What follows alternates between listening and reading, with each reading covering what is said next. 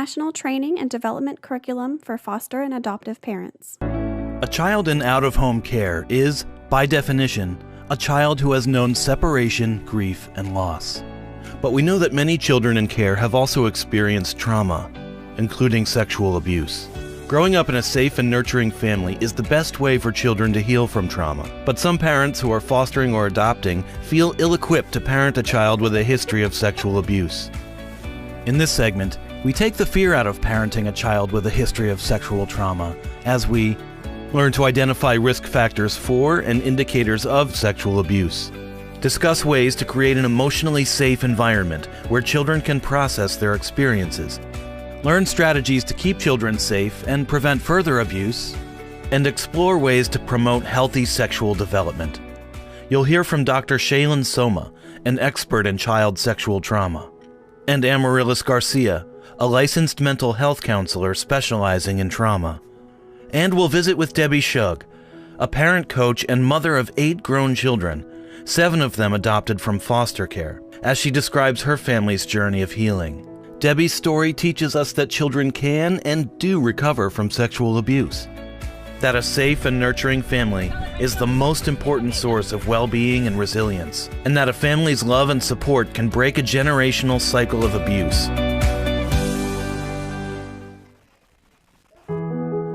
Child sexual abuse.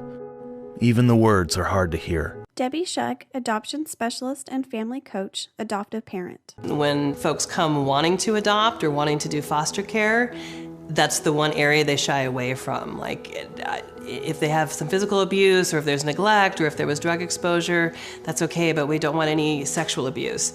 And when we dig a little deeper, it turns out that typically it's because folks are scared. I really want the message to get out there that this isn't as scary as it sounds. It's very doable to parent kids and help them heal and help them thrive, despite a really difficult history. In order to recognize signs of possible sexual abuse, it's helpful to know the markers of typical sexual development. Like every other aspect of development, sexual development varies from child to child. But whatever the age or stage, healthy sexual development is typically characterized by exploration, curiosity about the human body, curiosity about sex, and ever-evolving feelings, discoveries, attractions, and behaviors. We know from research that certain factors can increase a child's vulnerability to sexual abuse or exploitation. Child sexual abuse is any interaction between a child and an adult, or between a child and another child, in which the child is used for the sexual stimulation of the perpetrator or an observer. Sexual abuse can include both touching behaviors and non-touching behaviors such as voyeurism, exhibitionism, or exposing a child to pornography. Sexual abuse definition from the National Child Traumatic Stress Network. Shaylin Soma, PsyD, Chief Clinical Officer, Star Commonwealth. When there's neglect, when there's parental substance abuse or parental mental illness, chaotic households, transient living, people living with other family members or friends, sometimes just the setting that that child comes from puts them at an increased risk for exposure to somebody that may perpetrate. Parents who are fostering or adopting may not know a child's abuse history upon entering care. In the absence of concrete information, vigilant caregivers can watch for signs of possible sexual abuse. Looking for things that are kind of beyond the ordinary in terms of sexual acting out, playing with toys in a really sexual way. A younger child who's imitating sexual acts through their play, or say like with stuffed animals, or with other toys, or with their same age peers or siblings, that would be a concern because they wouldn't know about that. So anything developmentally more mature than they should be. We had a couple of our kids who masturbated in public, If they were on your lap, they would start rocking. On their heel, they would start rocking. Children who have been sexually abused in the past may act out in sexual ways. They are imitating behavior they've witnessed or that has been inflicted on them. So when you see a child who is acting out in sexual ways because they have stress or worry, anxiety, fear, anger, that would be sexually reactive. Older children may display other indicators of sexual abuse through their habits, moods, and behaviors. A list of risk factors and indicators of sexual abuse appears. The list includes unhealthy eating patterns or unusual weight gain or weight loss, anxiety or depression, changes in self-care or paying less attention to hygiene, self-harming behaviors or suicidal thoughts, alcohol or drug use, running away, STIs or pregnancy, high-risk sexual behavior, and suddenly having money. For a lot of parents, the first signs of kind of sexualized behavior terrifies them. It's really scary. What does this mean? Can I hold them? Can I be with them? What if they make allegations against me? What if this is misinterpreted? I'm not sure what to do with them. The most important thing for us to do is to be curious about those things that you're seeing or hearing. You know, tell me more about why you're asking that, or where did you learn how to do that? So you don't want to act with alarm or panic, but you do want to be curious. And if at that point the child begins to give you more information that may indicate that sexual abuse has been occurring or had occurred in the past, you definitely want to listen with 100% attention. Amaryllis Garcia, MA, LMHC, licensed mental health counselor. So in order to establish emotional safety, stop, listen, create a space for that child to be open. Really, the most important thing is just to be present and to be calm, to be regulated yourself, and to believe the child. Validate the feeling, validate the thoughts, even if they may not be full and correct. You don't have to ask lots of other questions. In fact, you shouldn't go digging, asking for lots more detail. You should let a social worker or a therapist know, but you want to just be there for the child. But for any number of reasons, children may not tell you that they've been sexually abused. At least not right away. The biggest concern for younger children is that they're going to be in trouble that it happened. The biggest concern for older children is that they are going to have a lot of shame and guilt around the fact that either they let it happen or it's happened a couple times before they've told you. Or I kind of liked the way it felt. And that's scary and confusing to children, because if I liked the way it felt, then maybe I didn't want the abuse. Or they are fearful of the perpetrator because the perpetrator may have said that they're going to do something to hurt that person or to hurt the people they loved if they tell. Children need constant reassurance that it's safe to tell the truth, that they will be heard and protected no matter what they share. If the message is always that my number one job is to keep you safe and that I'm here for you, right? Then it doesn't matter what the information is, because your overriding message is, I'm here to keep you safe. One of the phrases we used with my kids all the time was, there's nothing you can do to make me love you any less. There's nothing that's so bad, it's going to keep me from loving you. What we know about sexual abuse, and this kind of talks about how to help kids who have experienced sexual abuse, is that our response to that will really impact the trajectory of how they heal and recover from it. As we have seen, child sexual abuse has been linked to a myriad of emotional, social, physical, and cognitive problems. We also know, statistically, that children who have been sexually abused in the past are at a higher risk for abuse and exploitation in the future. Specifically, studies suggest that victims of childhood sexual abuse are up to 13.7 times more likely to be re-victimized in adolescence and adulthood. From Research Brief, National Sexual Violence Resource Center. A family's love and protection can mitigate that risk. So the more we acknowledge, the more we believe, the more we let them know that no sexual abuse to a child is okay and it is never their fault, they are going to have that sense of self and identity that remains intact. And if we start there and we spend as much time as we can developing that supportive, safe relationship, it really sets that family up to have success moving forward. Prevention starts with the parent-child relationship based on trust and open communication. We have to really be able to talk in just a very candid way, the same way we talk about manners, talk about managing money, we talk about all of these things.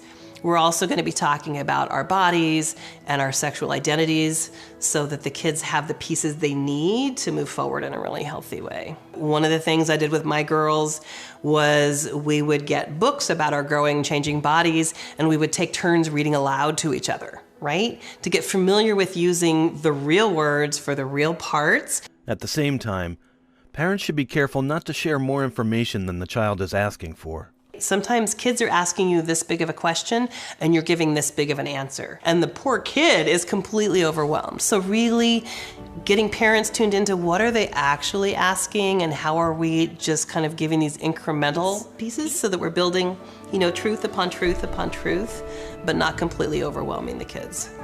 Talking about sexuality takes practice and repetition. It's not one conversation. It's an ongoing conversation. What we know is that kids understand things differently at each developmental stage. It's going to shape how they interpret things, what they feel about them, what do they have in terms of kind of worldly context. And giving them the education of what sexual abuse is, what consent is, what healthy relationships are, what unhealthy relationships are. My thought is you're really planting seeds. It's going to be an ongoing conversation. For kids that have been sexually abused, we want to make sure that there is a lot of education around what's appropriate and not appropriate, and then making sure that there's a lot of boundaries in your house. So we just avoided situations where the kids were left unsupervised. It's important to exercise particular caution when it comes to bedrooms, bathrooms, and touch. For so many of our kids where there was sexual abuse, night is a really scary time. Bedrooms are scary. One of our daughters would get ready for bed, and our bedtime routine was so calming, right? We had cozy time and bath time and story time, and we would go through 2 hours of this and get her into bed, and then she would lie there like this. Her fists were tight, her eyes wide open, her jaws clenched, and she would lie in bed after 2 hours of calming routine, because that's when the men would come and she knew they were coming. It took a long time to teach her, you are safe here, you are safe with us. We need to be explicit with kids. We need to tell them this is not going to happen in our home. It's the parent's responsibility to ensure physical and emotional safety. It may be that if you are seeing that a child who has experienced sexual abuse is acting out sexually, that you may need to kind of keep an eye on where they're sleeping or who is in the room with them or what happens, let's say, if they suddenly wake up in the night, and be very much aware of those boundaries. And then in terms of bathroom and privacy, letting kids know what is okay and what's not okay. We have kids that have big issues around taking a bath, big issues around potty training, things like that, and we need to look at a lot of this really scary stuff happens in bathrooms. The children in your home may not know about privacy, modesty, and personal boundaries. So for a child who has experienced or been exposed to sex, they may not think anything of opening up the shower curtain when an adult is in the bathroom showering, and letting them know that that is a time when people are, wanting to have privacy. Be attuned to and respect each child's comfort level when it comes to touch. We want to be careful with any sorts of touch. It could be hugging, it could be cuddling, it could be sitting close to somebody on the couch. And starting as early as your child comes to you, even if they come as a big kid, talking about consent. Even with my own grandchildren, if my child or my child's partner is like, go give grandma a kiss goodbye, I'm like, only if you want to. You don't have to do something that makes you uncomfortable just to be polite. On the flip side, you may have a child who has experienced sexual abuse, and they may engage in touching that goes beyond what is appropriate. If a child reaches up, and sometimes they don't even know, and their hand lands maybe on your breast or something, it isn't necessarily sexual, but we're just going to reposition that, right? We're just going to move it. But we also need to recognize that kids still need to be held. Right? And we actually just exacerbate all these feelings of rejection and shame if we put kids at a distance. When they're seeking proximity, they're seeking that closeness, they're seeking that kind of physical, emotional safety. But we're just going to be smart about it. It was really important for our children to still have a lot of sensory experiences. And people kind of equate sexual with sensual and sensory, and it gets all kind of tangled up. It gets tangled up for the adults too, not just the kids. It's important for kids to be touched, for kids to be held, for them to be part of all of us piling in to watch a movie together. So what we do with our kids was everybody got to pick their own sleeping bag, little slumber bag with different characters on it from cartoons or what have you, or different animals. And then we would line up and we'd all be on the living room floor watching a movie, and everybody was in their own special sleeping bag, right? So super cool, super cozy. You've got the body heat from everyone else, so you're part of that warmth of the family all being cozy together. But we never had two kids under a blanket together. We just didn't. Everybody had lots of special blankets and special sleeping bags so that they were together, but still safe. Throughout adolescence, it's important to talk about healthy relationships, boundaries, consent, and safety. Being a parent of teenagers is challenging anyway. And when you've got kids who are vulnerable, who have been targeted in the past, who have maybe been victimized in the past, it does have a whole additional layer that comes to dating and putting themselves in situations where they might be vulnerable again. So those conversations about consent happening at each developmental stage play a really big role. You're helping them see themselves not as a victim, but as a survivor. So that's what being trauma-informed is. One of my daughters, who was at this point in her early 20s, who had done some amazing healing. I mean, this kid had defied all odds in terms of her sense of self, in terms of her finding her way in the world, overcoming years of suicidal ideation from some of her really early horrific abuse. She wanted to get a tattoo, and she wanted to get a tattoo that said damaged goods. And I said, huh. And she said, because that's what I am, right, Mom? I'm damaged goods. And I said, you know, I think of you much more as a survivor. She's like, yes, that's what I want. And all it took was just a message in that moment to completely switch it for her. But if we hadn't had all the groundwork all the way through, then saying it in that moment wouldn't have been effective. It was just reminding her, remember who you are. She was like, oh yeah, I'm a survivor.